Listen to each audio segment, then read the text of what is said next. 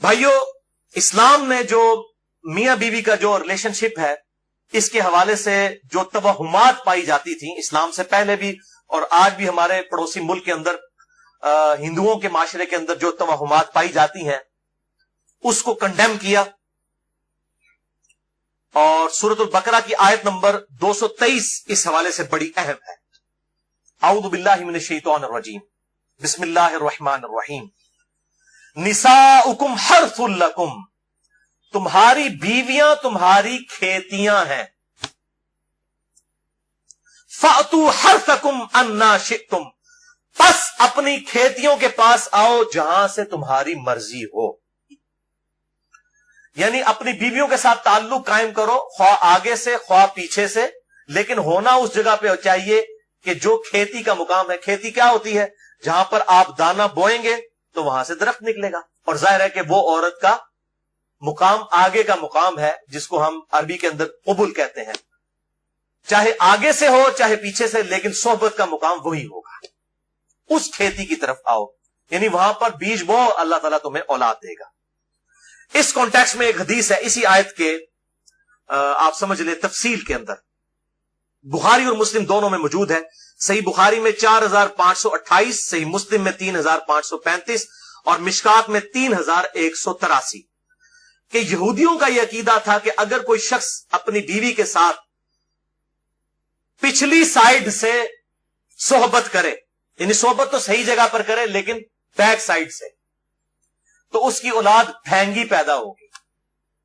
تو اسلام نے اس کو کنڈیم کرتے ہوئے یہ آیت نازل فرمائی. اللہ تعالیٰ نے نساؤکم حرث لکم فأتوا حرثکم انا شئتم، تمہاری بیویاں تمہاری کھیتیاں ہیں، چاہے آگے سے آؤ چاہے پیچھے سے آؤ، لیکن مقام جو ہے وہی قبول ہوگا. دبر میں حرام ہے، اور وہی چیز ہے جسے ہم اینل سیکس بھی کہتے ہیں، یا لواطت کا لفظ بھی استعمال کیا جاتا ہے، لیکن اس کو بعض لوگ برا سمجھتے ہیں. یعنی قوم لوط کا فعل اینل سیکس، یہ بھائیوں حرام ہے. اب میں اس پہ بھی تھوڑی گفتگو کروں گا. یہ میں جتنی باتیں کر رہا ہوں، میرے سے جو لوگ واقف ہیں شروع سے ان کو پتا ہے کہ میں اپنی طبیعت پہ جبر کر کے یہ ساری باتیں ریکارڈ کروا رہا ہوں. یعنی میری عام گفتگو اس طریقے سے نہیں ہوتی کسی کے ساتھ، لیکن اب یہ مسئلہ ہے کہ یہ چیزیں ریکارڈنگ میں آئیں تاکہ ہمارے نوجوانوں تک حق بات پہنچے. بھائیوں،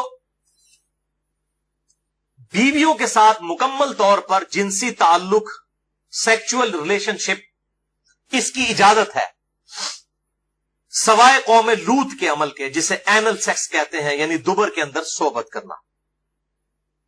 اس حوالے سے بڑی وعیدیں آئی ہیں. نکاح نہیں ٹوٹے گا. یہ جو پبلک کے اندر مشہور ہے نا کہ نکاح ٹوٹ جاتا ہے، نکاح نہیں ٹوٹے گا. حرام فعل ہے. توبہ کریں، اللہ تعالیٰ سے مغفرت کریں اور اپنے معاملات کو مستقبل کے لیے سیدھا کر لیں. نکاح نہیں ٹوٹے گا، توبہ سے معاملہ جو ہے ریزالو ہو جائے گا. اور بیوی پر اس حوالے سے کوئی اطاعت واجب نہیں ہے. اب اکثر لوگ جو ہے وہ رابطہ کرتے ہیں اس حوالے سے، مطلب کئی عورتیں ہیں ان کی مائیں رابطہ مجھ سے کر لیتی ہیں فون کے اوپر کہ جی اس طریقے سے لوگ جو ہیں وہ مطلب مجبور کرتے ہیں ہماری بیٹیوں کو اسی اینل سیکس کے اوپر، اور ہم طلاق لے لیں یا اس طرح کے معاملات، اور وہ پھر جھانسا دیتے ہیں جی کہ خاوند کی چونکہ اطاعت واجب ہے اس لیے جو ہے وہ بیویوں کو چاہیے کہ وہ حکم مانے. بھئی خاوند کی جو اطاعت ہے وہ اللہ تعالی کی باؤنڈریز کے اندر ہے. جہاں پر وہ اللہ اور اس کے رسول عز و جل و صلی اللہ علیہ وآلہ وسلم کی حدوں کو پھلانگیں گے پھر کوئی اطاعت نہیں ہے. یعنی اگر کوئی خاوند اپنی بیوی کو کہتا ہے کہ بے پردہ پھرو، کوئی اطاعت نہیں ہے. کوئی بیوی اپنے خاوند کو کہتی ہے کہ داڑھی مڈا دے، کوئی اطاعت نہیں ہے. یا کوئی خاوند کہتا ہے جی مجھے لمبے ناخن بڑے پسند ہیں تو میری بیوی لمبے ناخن رکھے. صحیح مسلم میں حدیث ہے کہ 40 دن تک کی آپ صلی اللہ علیہ وسلم نے حد مقرر فرمائی ہے، اس کے اندر ضرور ناخن کاٹ لینے. یہ بھی ذوالحجہ کے دن چل رہے ہیں اور یہ میرے ناخن بڑے ہوئے ہیں تو مجھے بڑی کوفت ہو رہی ہے. ظاہر ہے وہ اب ایک شریعت کو فالو کرنا ہے. قربانی کے بعد یہ مونچھیں میری کافی بڑھ گئی ہیں تو مجھے بڑی فیل ہو رہی ہیں، اور مجھے نہیں سمجھ آتی ہے اتنے لمبے لمبے ناخن رکھنا، پھر انہی ہاتھوں کے ساتھ استنجا بھی کرنا ہوتا ہے، اور پھر پاکیزگی کا کس طریقے سے اہتمام ہو سکتا ہے، پھر انہی ہاتھوں کے ساتھ روٹی بھی کھانی ہوتی ہے. بڑا مشکل کام ہے، لیکن یہ فتنہ عام ہوا ہوا ہے. اور اسی طریقے سے یہ خواہ مخواہ جو ہے یہ آئی بروز کا چکر ہے جی، خامن کو خوش کرنے کے لیے کر رہے ہیں. بھائی خامن کو خوش کرنے کے لیے آپ نے شریعت کی حدیں تو نہیں توڑنی. اس پہ میرا مسئلہ نمبر 32 ایکسکلوسیو ریکارڈ ہے، مسلمان مردوں اور عورتوں کے بالوں اور باقی اعضاء کے صحیح احکام و مسائل، اہل سنت پاک .com پہ، جسے شوق ہو تو وہ دیکھ سکتا ہے۔ اب بھائیو 8 صحیح الاسناد احادیث مختصر سی ہیں اسی کانٹیکسٹ میں، جو قوم لوط کا عمل ہے، خواہ وہ مرد کا مرد کے ساتھ ہو، خواہ وہ مرد کا اپنی بیوی کے ساتھ ہو، اینل سیکس جسے کہا جاتا ہے انگلش میں، اس کانٹیکسٹ میں یہ بڑی اہم ترین احادیث ہیں۔ اس میں ساتھ ساتھ کچھ مسائل بھی ہیں جو آج کے دور کے مسائل ہیں، میں ساتھ ساتھ بتاتا چلا جاؤں گا۔ پہلی حدیث جامعہ ترمذی میں انٹرنیشنل نمبر کے مطابق 2980، مشکات میں 3191 ہے کہ ابن عباس رضی اللہ تعالیٰ عنہ کہتے ہیں کہ اللہ نے اپنے نبی صلی اللہ علیہ وسلم پر یہ وحی نازل فرمائی، نساؤکم حرث لکم، وہی آیت انہوں نے تلاوت کی، سورۃ البقرہ آیت نمبر 223، اور پھر فرمایا کہ اللہ تعالیٰ نے دبر میں یعنی پیٹھ میں اینل سیکس کرنے سے، قوم لوط کا عمل کرنے سے، بیویوں کے معاملات میں بھی منع فرمایا، اور حالت حیض میں بھی اپنی بیویوں سے ازدواجی تعلق قائم کرنے سے منع فرمایا۔ ازدواجی تعلق سے مراد انٹرکورس ہے حالت حیض میں، اور وہی ہے دوسری حدیث سنن ابی داؤد میں 212 نمبر، مشکات میں 555۔ ایک صحابی نے پوچھا یا رسول اللہ صلی اللہ علیہ وسلم، میری بیوی حیض سے ہے، میں اس کے ساتھ کس طرح تعلق قائم کروں؟ تو آپ صلی اللہ علیہ وسلم نے فرمایا کہ اس کا ازار بند جو ہے وہ کس کر باندھ لو، پھر اوپر کا حصہ تیرے لیے حلال ہے، یعنی شرمگاہ کے ساتھ انٹرکورس نہیں، باقی جسم کے ساتھ مباشرت کی جا سکتی ہے۔ اور وہی حدیث ہے جس کے اوپر منکرین حدیث بھی اعتراض کرتے ہیں کہ قرآن میں ہے کہ حیض کی حالت میں عورتوں سے الگ رہو، اور بخاری اور مسلم میں حدیث ہے کہ نبی صلی اللہ علیہ وسلم اپنی بیویوں سے حالت حیض میں بھی مباشرت کرتے تھے، لیکن وہ پوری حدیث نہیں پڑھتے، وہ پوری حدیث اس طرح ہے۔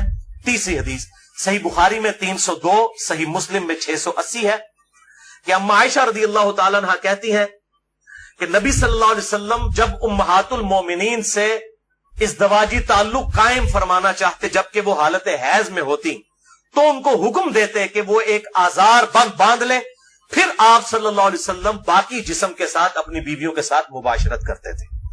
تو انٹرکورس حالت حیض میں حرام ہے، لیکن باقی جسم جو ہے وہ حلال ہے، اور بیوی کو ساتھ لٹائیں، یہ جو ہندوانہ معاشرے میں ہے کہ یہ ناپاک ہو جاتی ہے یا اس طریقے سے اور معاشروں کے اندر، تو اسلام میں اس کی کوئی گنجائش نہیں۔ صحیح مسلم میں حدیث ہے، آپ صلی اللہ علیہ وسلم مسجد نبوی میں تھے، آپ نے مسجد نبوی کی کھڑکی سے اما عائشہ رضی اللہ تعالیٰ عنہا سے کہا کہ مجھے میرا بسترا پکڑا دو، تو انہوں نے کہا یا رسول اللہ میں حیض سے ہوں، آپ نے فرمایا حیض تیرے ہاتھوں میں تو نہیں گھس گیا، یہ تو حکم ہی نجاست ہے۔